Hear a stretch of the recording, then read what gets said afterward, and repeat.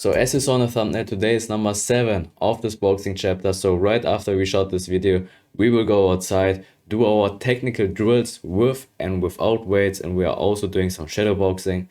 In this series, I'm just documenting my life's journey. Currently, we are in an amateur boxing chapter. We have 7 fights, 6 wins, 1 draw and 0 losses. And before we go outside and do our little technical drills, I want to tell you a little story, and the story is about you. So you had your first sparring session and you went in way too confident. You watched too many videos on Instagram, be honest here, and you thought you will directly knock him out, but for sure you didn't. And yeah, it kind of hurts our ego, because yeah, we probably have big ego.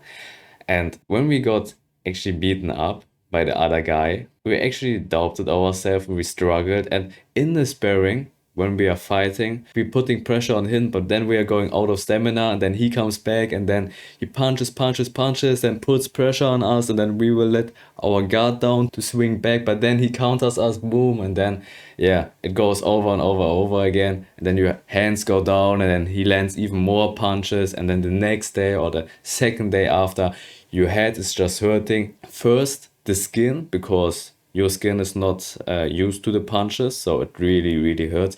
And also your brain, because your brain just got kicked all over the place. So right in the sparring, you realize pretty well that you let down your guard. And you notice that multiple times, even when you were just doing some heavy back workouts. And this leads to that you're getting beaten up in the next sparring again. So you just admit to yourself that you really have to change something about your guard, and you really need to find a way to practice your guard while you're punching back. And after you did a lot of practice and got experience in this, you just condense everything to the most basic things. But before we go into that, how about just going outside, do our little technical drills, and then we will come right back inside and continue with this video.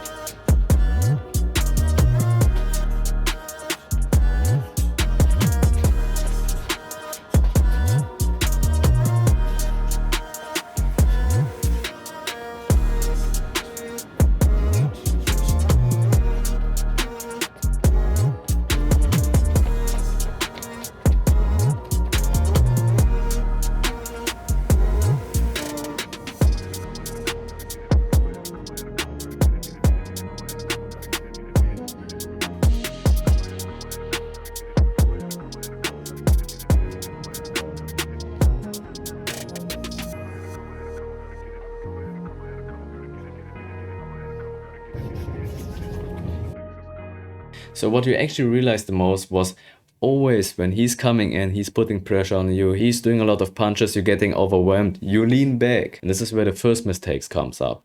So when he's putting pressure on you, you lean back automatically. Your weight is on your back foot, so you can't really move around anymore. And this leads to you staying all the time in the same place and you're getting punches from everywhere. So the thing that you're doing instead is that you're doing this little technical drill where you're just going 2 steps forward, 2 steps to the side, 2 steps backwards, 2 steps to the left, 2 steps forward again. And you practice this all the time, over and over again. Only by doing this, you get used to actually use your footwork to navigate from left to right. So this already helped you a lot, because in sparring, you can actually move from left to right real easily, and your opponent is just busy chasing after you. And the second and also the third thing that you are practicing is, of course, at first, you're putting your hands at your cheekbones, you're very tight in your guard, you're putting your elbows in like this, and you always practice like this. You're doing shadow boxing like this, you're doing heavy back like this, and then you start also sparring like this. And when you're doing this, you can easily block punches from here on. You're not moving your hands too much, you're keeping it here, and more likely moving your upper body like this. And this is the next thing, so the third one.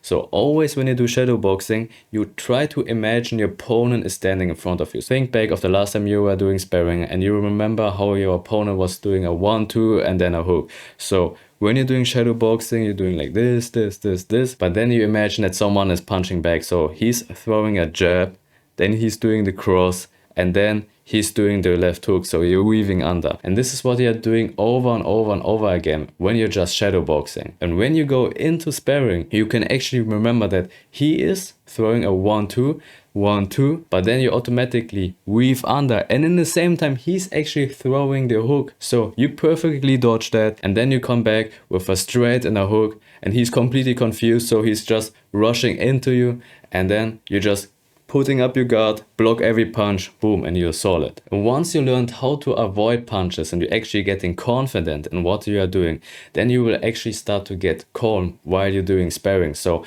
when he's throwing punches at you, you're not getting excited or stressed or anything like this anymore.